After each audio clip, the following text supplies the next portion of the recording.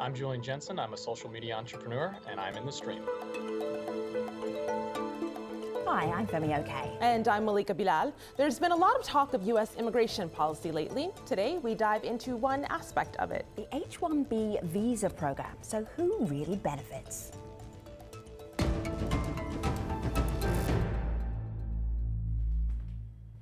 In 1990, the United States was in desperate need of doctors, engineers, and computer programmers.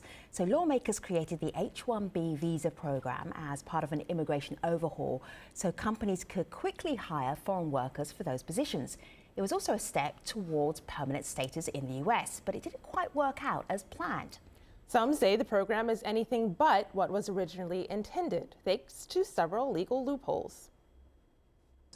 After I had finished filing my petition with the lawyer and submitting some documents, my company was required to try to see if they could recruit a U.S. citizen who was a current staff member at the organization. The aspect that I would change is the random lottery process. It's an oversimplified, watered down, and frankly illogical system that categorizes people of different skill sets. For instance, somebody who's applying for a job as a hairdresser with someone vying for a job in public health into the same pool. It is awkward for any employee to keep badgering his or her boss about immigration. And if you do it too much, you give the impression that you're only working here for the green card. The employer holds all the power before and during sponsorship. But if and when the employee receives a green card, he or she can give notice immediately. Which gives the employers yet another incentive not to engage in sponsorship in the first place. Well, you heard just a few critical voices there. Others say companies use the visas to hire cheap labor and take jobs away from U.S. workers. But there have also been a number of success stories. Today's guests represent all of those views. So here in our studio we have Bruce Morrison. He's a former U.S. congressman and one of the architects of the Immigration Act of 1990. He's now an immigration consultant and lobbyist. Aman Kapoor is a former H-1B visa holder and the current president of Immigration Voice, which is an advocacy group. Via Skype from New Jersey, John Miano. He's a fellow at the Center for Immigration Studies. He's also the co-author of Sold Out. That's a book that examines the impact of foreign workers on the U.S. job market. And in New York City, Didi Das, a software engineer with Google and a current H-1B visa holder. Welcome everyone to this stream. I want to start on my laptop with a personal story from someone named Craig D'Angelo. Now, Craig worked at an IT department of a Connecticut-based company for 11 years before he was laid off, and he was told he had to train his replacement from an Indian outsourcing company. Here's a listen to what Craig told us. It's been almost 3 years since I was replaced by an H-1B visa worker, along with 219 of my coworkers. In those 3 years, it's been very difficult to find a job. Some of my coworkers who have advanced degrees are working in supermarkets, stocking shelves, or bringing in carriages from the parking lot into the supermarket. It's a terrible thing to give up your job when you know that your job is still there and have a foreign person actually come in and take your job away from you. And you have no recourse and there's nothing you can do. Bruce, you hear that. Is this what was intended or what went wrong? This is 180 degrees from what was intended. The H-1B was never intended to be an outsourcing vehicle. Outsourcing, like it's occurring now, really didn't exist in 1990. We were actually tightening up on prior law and trying to direct immigration of skilled workers into the green card process. But along the way, companies found it more convenient to use the H-1B, and they got Congress to enact some loopholes that made it even worse. I mean, did you at any point feel like you had taken somebody's job in the United States, that you were a cheaper option than somebody who was actually in the US? So the story of Craig is not something which is exception. Story of Craig is widespread across the country. And as my colleague here, Bruce, has explained, that is not the purpose of the H-1B system. The purpose of the H-1B system is to bring in immigrants from outside and make sure that they would not displace but complement American worker. But as Bruce pointed out, and I agree, that over a period of time, certain nuances have been built into the system that takes control of the employee, the immigrant employee. That gives bad incentive to wrong employers to bring in more immigrants from outside to displace American worker. John, what's the worst case of this you've ever seen? Unfortunately, I've seen many of these cases because I used to work as a computer programmer before I went to law school. And I was working at companies like AIG and Dun & Bradstreet, and the American computer programmers around me were being replaced by foreign workers. And AIG was actually the first company to do this on a large scale, and that goes back to 1994, where there were nearly 250 that were replaced. And my next door neighbor the same year was replaced at Sealand, was among 300. And this has been going on constantly now since 1994 to the present, where companies literally are getting rid of hundreds of Americans at a time and replacing them with H-1B workers. And Congress has responded to this unintended consequence of the 1990 Act by actually making the process legal. Let me show you a couple of stories, like high-profile stories of US workers being displaced. Disney defends lawsuit over immigrants replacing American workers. Insourcing. Americans lose jobs to H-1B visa workers. Let me give you another one here. Southern California Edison IT workers beyond furious over H-1B replacements. And at the center of this is something known as outsourcing. Bruce, can you explain what that is? Well, it's when an American company with American employees doing work, oftentimes IT work, but not always, decides that they can do it cheaper, not by hiring replacement workers directly, because that's hard to do, but to hire a contracting company to bring workers from abroad, primarily from India, to do this work instead of the Americans, and thereby outsource the jobs away from the American workers. And there's more to it, because these companies specialize in another step, which is to take the job completely offshore and have it done for a fraction of the cost back home in India. So then the question I just want to jump in and say, go ahead, Didi. Of course, there's two sort of categories in the H-1B process. There's a lot of companies that do hire outsource their jobs to India, and which is clearly not the point of the H-1B. But at the same time, there's a lot of companies which actually need the high-skilled labor from people who are coming to America to get educated and then join the labor force. And I don't think that's an invalid use of the H-1B program. In fact, most of these companies are founded by people who have benefited from the H-1B programs, a lot of them at least, not most. Well, Didi's right about that. Didi's right about that. And there is this other use, which is direct employment. But the truth is that for direct employment of high-skilled people like Didi coming out of American schools, they ought to get green cards directly, because having green cards has the kind of freedom that was described to be able to choose your employer and change your employer. Unfortunately, despite lots of pressure, companies have preferred to have control over the workforce through the H-1B rather than use the green card process. Why? Well, sometimes because the government's been so slow in the green card process, sometimes because Congress hasn't provided enough green card numbers, but also because the companies, when given a choice, and they were given a choice in 1990 and beyond, when given a choice, always prefer what they call the farm team. Let's try them out before we let them get green cards. Now, as you heard, there are good stories too. It's not that everything to H-1B system is flawed. There are good stories to share as well. And there are many good stories. Just like as you see Didi, he came here, he's working for Google and probably creating more jobs. I can share my story briefly. It took me 11 years to get a green card. But up till the time I got a green card, I couldn't start my own company. And today we have 35 employees. And everybody is an American citizen and everybody is a green card holder. We have made a principled decision not to hire anybody on visa. So, you're only hiring Americans then, or people who have documents in the US? You're not going to take any H-1B visa applicants, is that what you're saying? No, because of the nature of the work that we do for certain agencies. So what we do is we primarily try to not have to hire. We want to hire Americans first and green card holders first. And this is a good story. And the reason why I bring that up is that there are flaws to the system.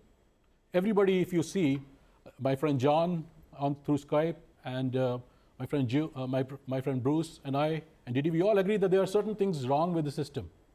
Certain people bring the solution to the table that if a child is sick, they take that child to the graveyard. We are saying when the child is sick, take the child to the doctor, because that is something that can be cured. System does work in favor of Americans and America. There are flaws in the system, but we have tried to fix those flaws, and my friend John has sometimes even opposed some of those flaws that we have tried to fix, including my friend Bruce.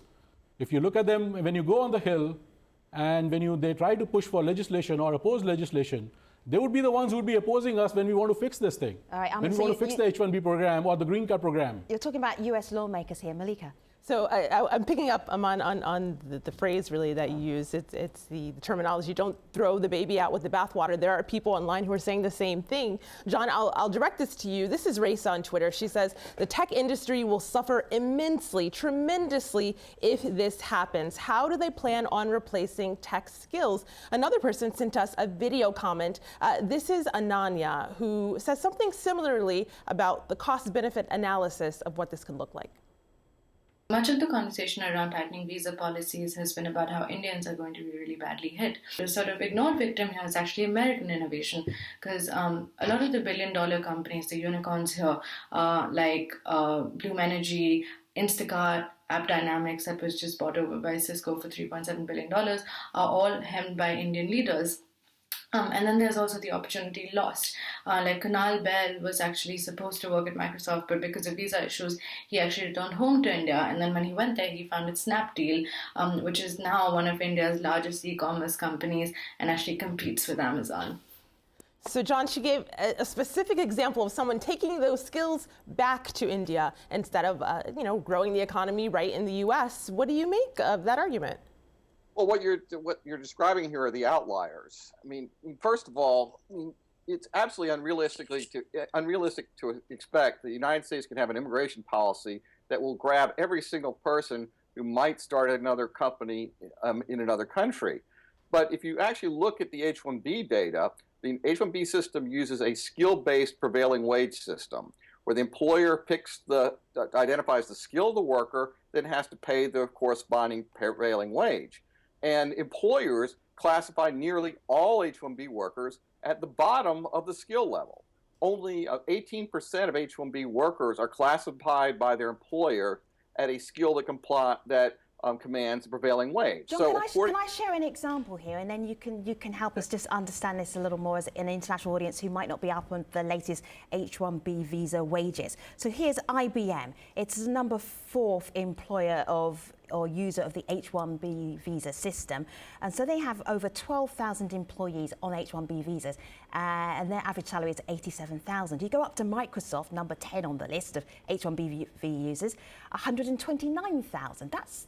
Is that bad for a salary? But you really need to get this clear. Yeah. IBM is an outsourcing company, yeah, even though they're owned, in the United States. Sure. And they have a very big operation in India as well. Mm-hmm. And not all of their H-1B employees are outsourcing employees, that is contract employees. They have some direct There's employees. more than one way of doing it. Yes, so that average really point. puts a lot of apples and oranges together. Sure. And Microsoft is a direct employer, and their salaries will be more reflective of the wages that they pay Americans.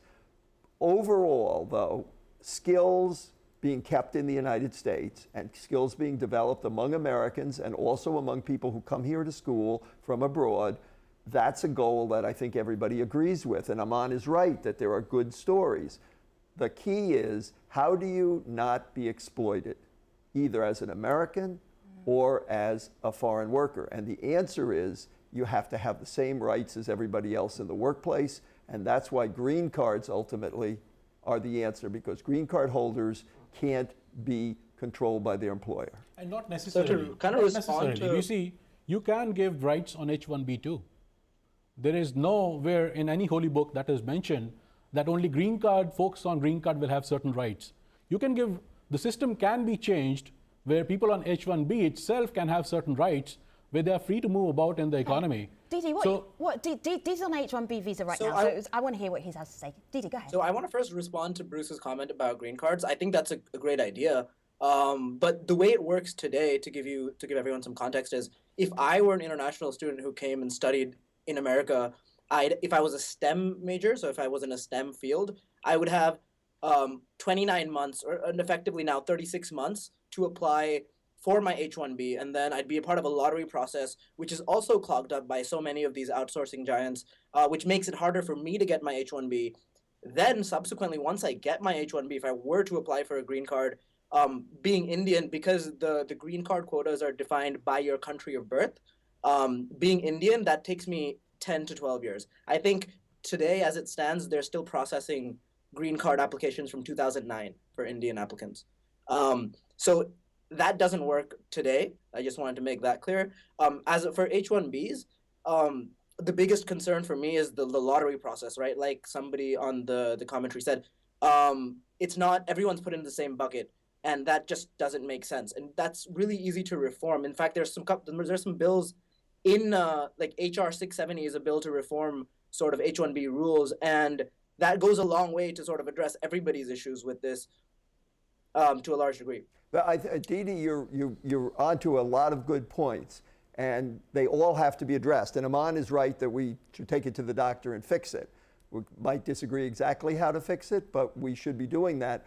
But there's no reason that you should have to wait to get a green card when you come out with an advanced degree in STEM from a U.S. university. And if we have a problem in the numbers, we should address the problem in the numbers. And Aman's point about rights to H-1B workers, actually the problem isn't the law, it's practical fact. You need to stay with your employer until that employer gets you sponsored and approved for the green card, and that's the real power that they exert over the people at H-1B. I want to pick up on those practical facts, just because we are hearing from people who this directly affects, and they're saying really the same thing that you just mentioned. This is Vikram, who says, folks on H-1B visas have very few rights. They can't travel freely. Why has no tech CEO stood up for those people or those abuses? Another person says, I've been waiting for my green card for 9 years with no hope to get anything soon. I can't start a business. So these are two people speaking from personal experience. How to change this, though, is referenced in this next tweet from Rita, who says, to hire the best, I think the H-1B visa must ensure foreign workers the same salary and rights as that would be given to U.S. workers. Didi, do you think that that would go a little bit of a way into fixing this?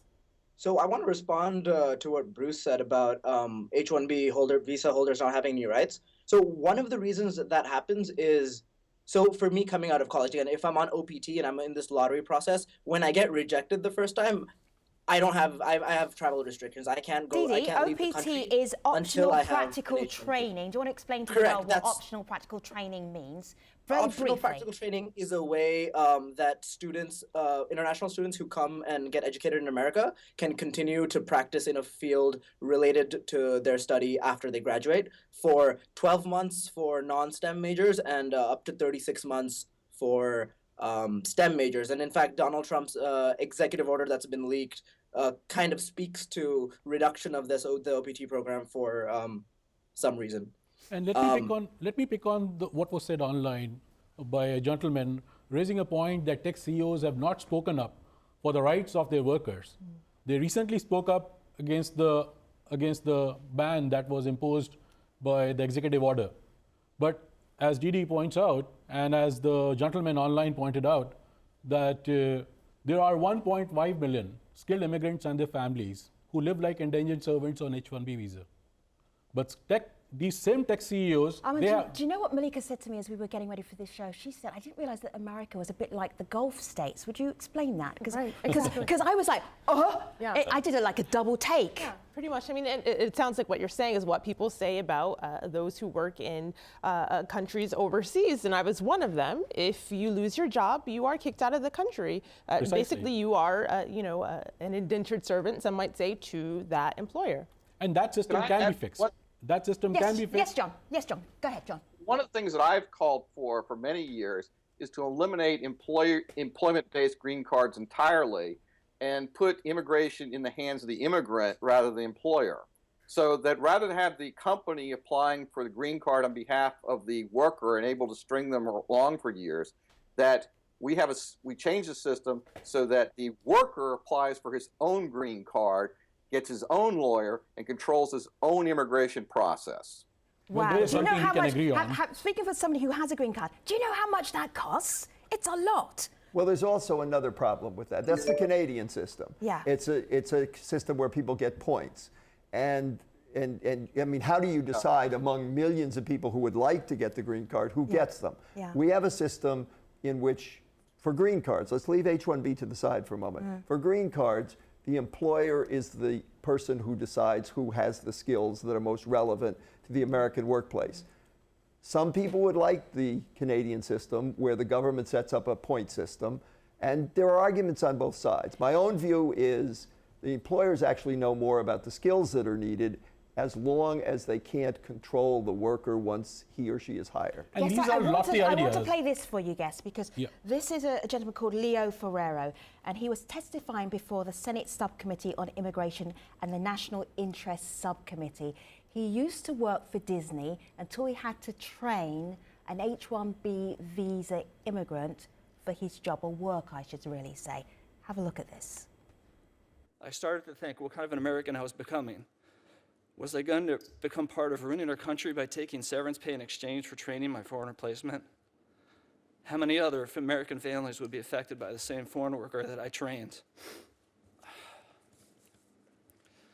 The first part of my 90-day period was focused on capturing all that we did with our jobs. We all felt extremely humiliated when the foreign worker sat next to us and watched everything that we did. All right, stay here on the video because I want to show you just down here. Look who posted that video. It's on the YouTube page of Senator Sessions. Now, he may well be the next Attorney General of the United States. He has been campaigning for reform of the H-1B visa process. Malika, what are people saying to you about how do we make this system better? There's actually someone who sent us a video comment who said something similar. Reform, not throwing it out completely, is what we need. This is Robert. Have a listen. What we need to remember, though, in this debate is how important high-skilled workers are, particularly science and engineering workers. ITIF found that over 40% of the most important innovators in the U.S. are first or second generation immigrants.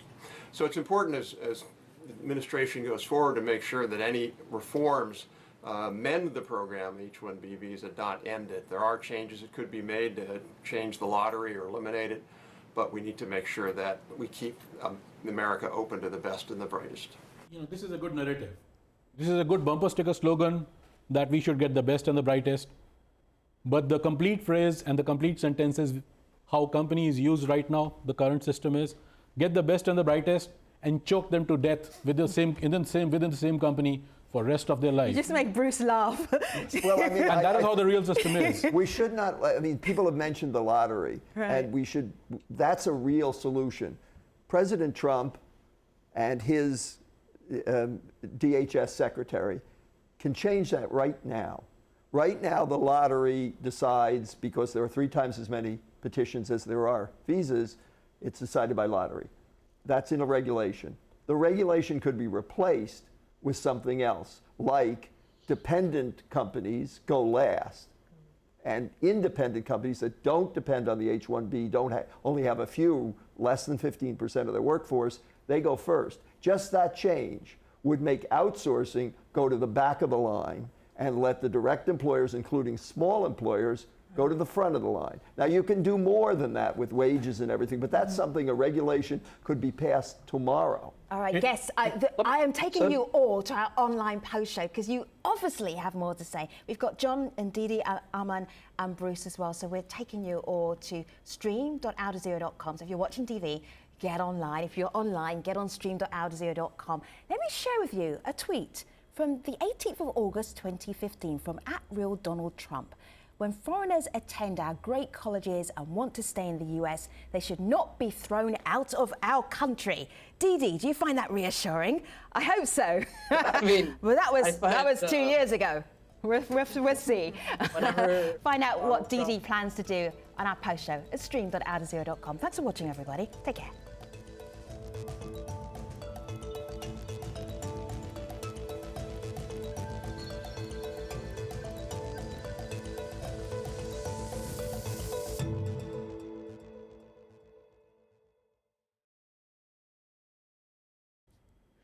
Hello there, welcome to our post show. We've been discussing the H-1B visa program in the United States. John, what have we missed in our conversation? Well, I think that we've missed we hit the impact on American workers, but I don't think we hit the fundamental cause. I mean, the problem with the H-1B program is that we have basically lobbyists who control what goes on in Washington. And one of the things we've mentioned, we talked about how the employers have ironclad control over the workers. I mean, one of the examples is that the H-1B program actually allows the employer to charge damages to the employee if he quits. So we have this system that's been created by lobbyists that's designed to really take advantage of American workers and take advantage of foreign workers. And right now you can see they're in panic mode because the new administration looks like it wants to shake things up. I mean, this is nothing new, Bruce, so why is it taking so long to close a loophole? Well, that's a good question. And that loophole, and the loophole has to do with the outsourcers. Is it because the companies are wealthy companies? Yes, but you know, when you say lobbyist, I'm a lobbyist. Yes. Of course, I don't argue for what the tech companies argue for. Yeah. Don't look at the lobbyists, look at the companies. Look who is hiring the lobbyists, who is sending the lobbyists. Because there are people lobbying different sides of this. Who are they? Who are the lobbyists or who are the companies? Who are the companies? Well, there's two kinds of companies who care about H-1B. The outsourcing companies, and they're Indian companies and American companies, but they bring people on an outsourcing basis. There's and money then there at stake, are the big tech companies, Yeah. and they bring a lot of people, and they employ a lot of Americans, and they employ a lot of people who are foreign born, and they have very good people. But the system hurts Americans, discourages them from going into tech, and it also makes the foreign born workers work for that same company if they want a green card for years on end, as Aman did.